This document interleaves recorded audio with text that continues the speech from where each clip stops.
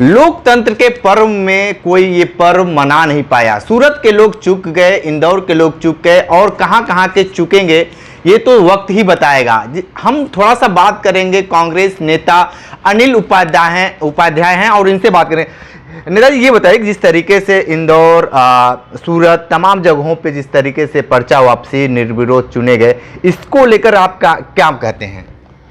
देखिए, सब जगह अलग अलग मामले हैं, लेकिन इसके पीछे कहीं न कहीं से सत्तारूढ़ दल का षड्यंत्र कह लीजिए या लोकतंत्र की हत्या करने का प्रयास ही कहा जा सकता है। सूरत में जो मामला हुआ, सूरत में जो लोग प्रस्तावक थे उनको धमका कर या प्रलोभन देकर जैसे भी कह के उनसे ये कहा, ऊँचे जबकि रिलेशन में ही थे वो लोग, ये कहवा दिया गया कि हमारे दस्तखत नहीं है, हम नहीं, कहा कि टेक्निकल आधार लगा के और डीएम को मिलाकर उनका पर्चा रद्द करा दिया गया। और खजुराहो में कहते सिग्नेचर नहीं है। अरे सिग्नेचर वगैरह नहीं होता, चुनाव अधिकारी बता देते हैं पर्चा भरते में एक सिग्नेचर छोटा सिग्नेचर कर दीजिए, क्योंकि लोकतंत्र का पर्व है। अगर एक प्रमुख विपक्षी दल ही नहीं लड़ेगा तो क्या मतलब चुनाव का? ये कई दल का आदमी लड़े और तो आप उसका रद्द कर दीजिए टेक्निकल। जहाँ तक इंदौर का सवाल है, तो इंदौर में अभी तो पूरी डिटेल नहीं आई है, लेकिन मैं दो कारण समझता हूँ। एक तो ये कारण हो कि शीर्ष नेतृत्व या जो लोग मध्य प्रदेश में जिम्मेदार कांग्रेस के लोग हैं, उन लोगों ने ठीक से ठोंक बजाकर अच्छे प्रत्याशी नहीं लड़ाया। ये धन के बल पर इसको टिकट दे दिया गया। जो वहाँ इंदौर में जैन है कोई, और जैन बिरादरी से आता है, पैसे वाला है, उसके कई शिक्षण संस्थाएं चलती हैं। छोटा मोटा लोग कहते हैं कि बताने वाले चर्चा करते हैं कि शिक्षा माफिया की तरह है। शिक्षा के क्षेत्र में कई दुकान खोल रखा उसने, शिक्षा का व्यवसायी है एक तरह से। तो ऐसे आदमी मिला दिया, उसके खिलाफ इनकम टैक्स का भी नोटिस था, बहुत सा भाजा। तो आप तो जान ही रहे हैं कि ईडी और सीबीआई का भय दिखाकर मोदी जी का साथ गठबंधन, विपक्षी दल आरोप यही लगा रहा है कि ईडी सीबीआई से भी गठबंधन है इनका। इनके दल के जो भ्रष्ट लोग हैं, गलत लोग हैं, उन पर कोई कार्रवाई नहीं कर रहा है। इनको केवल भ्रष्टाचार विपक्ष में दिखाई पड़ता है। शरद पवार के भतीजे के ऊपर छापा पड़ा था, कुल आरोप लगाया और बाद में डिप्टी सीएम बना दिया गया, महिमा वंदन कर दिया गया। हालांकि जो रिपोर्ट मिल रही है मध्य प्रदेश, महाराष्ट्र में भी स्थिति बहुत अच्छी नहीं है बीजेपी की। इसका बहुत असर है तमाम चीज़ों का। तो इस तरीके से ये लोकतंत्र की हत्या का प्रयास किया जा रहा है षड्यंत्र करके। हाँ, कांग्रेस पार्टी के लिए मैं ये कहना चाहूँगा कि इन लोगों को, कैंडिडेट को ठोक जाकर, भले ही बहुत पैसे वाले ठोक बजानते हो, तो देखिए मान लीजिए कि आप भी उस पद पे रहें और आपको कह दिया जाए कि आपको टिकट का बंटवारा करना, तो जाहिर सी बात है हर लोग ठोक कर रहा है। आगे क्या आप चलकर करेंगे वो तो भविष्य तय करता है, कोई नहीं जान सकता। हाँ, लेकिन आप क्या जिस तरीके से जो इस समय का माहौल है उसको लेकर क्या कहें? क्या वाकई इनके ऊपर सरकार का दबाव है और चुनाव आयोग जिस तरीके से इसको संज्ञान में ले रहा है कि नहीं ले रहा है, इसको लेकर आप क्या कह रहे हैं? देखिए, चुनाव आयोग की भूमिका तो शुरू से सही नहीं है। चुनाव आयोग निष्पक्ष कोई काम नहीं कर रहा। इतना आरोप लगाया गया, मोदी जी ने तमाम ऐसी भाषा का इस्तेमाल किया जो एक प्रधानमंत्री कभी नहीं करता। तो गरिमा का कोई ध्यान नहीं रखा। तमाम कांग्रेस ने भी आरोप लगाया, लेकिन नोटिस नहीं दिया। जब दिए भी तो एक नोटिस टाइप का कांग्रेस और उनको दोनों को फॉर्मेलिटी कर दिया उन्होंने, एक सामान्य रूप से कि आप लोग भाषा ठीक रखे, जनरलाइज वे में किया। तो चुनाव आयोग की तो भूमिका बहुत सही नहीं है। और सत्तारूढ़ दल निश्चित रूप से ईडी सीबीआई का इस्तेमाल कर, धमकी देकर या धन का प्रलोभन देकर विपक्षी दलों को तोड़ने का प्रयास कर रहा है, लोकतंत्र की हत्या का प्रयास कर रहा है। इसकी जितनी भी निंदा की जाए कम है। ये लोकतंत्र के लिए कदापि शुभ नहीं है इस तरह की हरकत। लेकिन बहुत सारे लोग ये भी कह रहे हैं कि पहले के समय भी इस तरीके का हुआ करता था, वही चीज़ आज हो रही है, कोई नया नहीं हो रहा है। नहीं, पहले ये नहीं होता था कि नामांकन रद्द करा दिया गया, ये सब करा दिया, ये सब नहीं होता था। थोड़ा बहुत होता होगा, मैं उसका सफाई नहीं देना चाहता कि लोकतंत्र में हमेशा रहा है। आप लोग जो लोकतंत्र कहाँ से आया? दुनिया में लोकतंत्र आया इंग्लैंड से। 1215 के में मैग्ना कार्टा संधि हुई और तब राजा को अधिकारों का पत्र जनता ने दिया।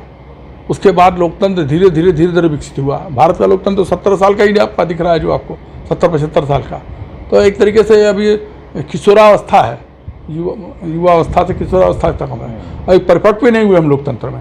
और इंग्लैंड में जो संविधान बना, और इंग्लैंड में तमाम आप देखिए 1215 के बाद से लेकर 1500-1600 तक, और क्रामवेल वगैरह थे और तमाम थे, एलडस्टन थे प्रधानमंत्री और तमाम लोग थे।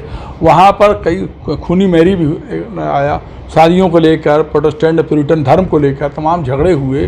धर्म की भी राजनीति वहाँ पर भी हुई है और खूनी क्रांति हुई है। और पहले कैथोलिक धर्म था, रोम से कंट्रोल होता था, तो उसको निभंग करने के लिए इन्होंने प्रोटेस्टेंट ने प्यूरिटन धर्म बनाया गया, राजा ने अपनी शादी करने के लिए अपने मन से शादी करने का भी अधिकार अपने मन से नहीं था। एक चुनावी से वो चला था। मंगलसूत्र को लेकर थोड़ा सा बताइए, मंगलसूत्र को जिस तरीके से मोदी ने, मंगलसूत्र आपको बताता हूँ। हाँ। फिर उस समय मैं बताना चाहता था, उस समय काउंटी और बरो हुआ करते थे इंग्लैंड में। बहुत से ऐसे लोकसभा क्षेत्र थे या विधानसभा क्षेत्र थे जो समुद्र में, टापू में, जहाँ संख्या एकदम थी ही नहीं या नहीं के बराबर थी। तो गड़बड़ियाँ शुरू में वहाँ भी हुई लोकतंत्र में, तो भारत में भी पहले भी होता रहा है, लेकिन अब ये नहीं होना चाहिए। सिविलाइज सोसाइटी में या पूरी दुनिया विकसित हो चुकी है, इंटरनेट से हम लोग सब जुड़ चुके हैं, पूरी दुनिया में तेज़ी से विकास हो गया। तो ऐसे समय में ये लोकतंत्र इस तरह से, जहाँ तक आपने मंगलसूत्र कहा, तो ये तो मोदी जी का हल्कापन है, और मैं इस पर बहुत चर्चा भी नहीं करना चाहता। जो आदमी खुद मंगलसूत्र की अपनी पत्नी की रक्षा नहीं कर सका और उन्होंने विवाह किया 19 साल की उम्र में, मान ली किया उन्होंने 20 साल की उम्र में, 1 साल पारिवारिक जीवन रहा, तो ऐसा भी नहीं था कि इतने बच्चे थे कि उनको समझ नहीं थी। आप विवाह न करते, आप घर से एक बार भाग गए थे, चले गए थे छोड़ के, 12 साल 10 साल की उम्र में चले गए, फिर 8-10 साल के बाद आए तो आपने शादी कर लिया, 1 साल 2 साल जो भी रहने के बाद फिर आप घर छोड़ के पत्नी छोड़ गए, तो आपने पत्नी धर्म का भी पालन नहीं किया। आरोप तो बहुत तरह को लगाते हैं, मेरे पास कोई प्रमाण नहीं, इसलिए मैं कोई आरोप नहीं लगाना चाहता। ठीक है, लेकिन एक चीज़ और बताइए कि जो वर्तमान समय में जो चल रहा है, बहुत सारे आम लोग ये कह रहे हैं कि भारत में हिटलर शाही चल रहा है। आप क्या मानते हैं, वाकई ऐसा है क्या? तानाशाही की ओर बढ़ रहा है देश, इसमें कोई दो राय नहीं है। जब संवैधानिक संस्थाएं नष्ट की जाएंगी, सरकारी प्रतिष्ठान बेचे जाएंगे, नौकरियां लोगों की ख़त्म की जा रही हैं और लोकतंत्र की हत्या की जा रही है, ईडी सीबीआई का दुरुपयोग अपने हित में किया जा रहा है, तो एक तरीके से लोकतंत्र की हत्या ही और तानाशाही है। जबरदस्ती डराया जाए। अरविंद केजरीवाल जेल में हैं, ठीक है, अरविंद केजरीवाल का मैं पक्ष विपक्ष में कुछ नहीं बोलना चाहता हूँ, लेकिन और ठीक है, अरविंद केजरीवाल को नोटिस मिला तो आना चाहिए, लेकिन ये नोटिस औरों को भी तो मिलना चाहिए। तमाम अन्य दल भी, सत्तारूढ़ दल में भी तमाम लोग हैं, और आप सरकार बदलेगी तो कल आपके भी खिलाफ भी कार्रवाई होगी। वो लोग जो देखेंगे आपका भी कागज पत्र खोजेंगे। अभी गृह मंत्रालय में कागजों में आग लग गया, क्यों लग गया आग, है ना? जिनसे आपका तालमेल हो जाएगा उसको क्लीन चिट मिल जाएगा, वो भाजपा वॉशिंग पाउडर से धुल के एकदम स्वच्छ हो जाएंगे, मशीन में धुल कर एकदम सही जा रहे हैं। तो ये पूरी दुनिया देख रही है, सब लोग देख रहे हैं, भारत में भी देख रहे हैं ये लोकतंत्र का धनतंत्र के माध्यम से किस तरह से मजाक उड़ाया जा रहा है, और जैसे चाह रहे हैं वैसे संविधान का इस्तेमाल कर रहे हैं। आपने देखा पिछले दिनों जो फैसले आए, चीफ जस्टिस तुरंत राज्यसभा में नॉमिनेट हो गए बंगाल में, वो क्या अच्छा था, सही था। जिस तरह से एकाएक आपने निर्णय कर दिया, कोई भी निर्णय, तमाम चाहे धारा 370 का मामला हो और चाहे वो राम जन्मभूमि का विवाद हो, चाहे और मैं उसके पक्ष विपक्ष में नहीं जाना चाहता हूँ कि वो मंदिर था कि मस्जिद था कि गुरुद्वार, लेकिन जो फैसले हुए वो एकाएक हुए और उस तरीके से, तो उससे जनता कहीं क्वेश्चन मार्क खड़े होते हैं। इसलिए ट्रांसपेरेंसी होनी चाहिए, चाहे संविधान में हो, चाहे फैसलों में हो, चाहे संसद में हो। संसद में जो हमारे जनप्रतिनिधि होते हैं वो 16 लाख 17 लाख 18 लाख जनता के प्रतिनिधि होते हैं, उनकी जवाबदेही अपनी मत देने वाले जनता के प्रति और पूरे देश के प्रति रहती है। तो प्रधानमंत्री पूरे देश के हैं और पूरे लोकतंत्र के सबके रक्षा का, सबके देखने, तो उनकी जिम्मेदारी बहुत बड़ी, बहुत गरिमा का पद है। तो निश्चित रूप से पिछले 10 वर्षों में जो हो रहा है उससे बहुत गरिमा घटी है और वो हम सबके लिए चिंता का विषय है, और सब लोग, उससे कोई भी समझदार आदमी प्रसन्न नहीं है। और सत्ता तो बदलती रहनी चाहिए। लोहिया जी भी कहते थे रोटी उलट पुलट के सीखना चाहिए बिल्कुल बिल्कुल, और तभी ठीक से सीखेगी। हाँ। तो लोकतंत्र में तो सत्ता तो बदलना, किसी की सत्ता एकदम अस्थायी हो जाएगा तो अहंकारी हो जाएगा।